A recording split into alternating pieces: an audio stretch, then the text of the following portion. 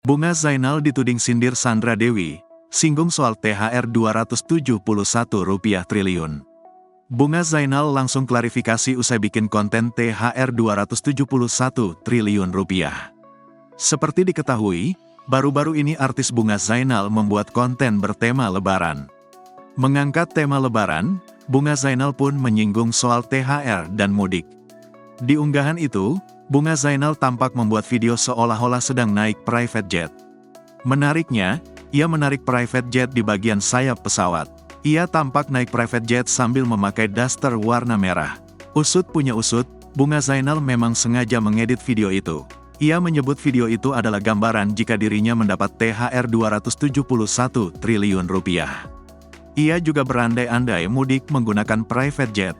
Sontak, unggahan itu langsung banjir komentar netizen. Netizen menuding Bunga Zainal tengah menyindir Sandra Dewi. Pasalnya, belum lama ini suami Sandra Dewi, Harvey Moise, tengah terjerat kasus korupsi timah. Ia pun melayangkan komentar usai mendapat nyinyiran netizen. "Hei Mbak Eng, aku nikah sem suamiku ngerugiin negara ngerugiin netizen.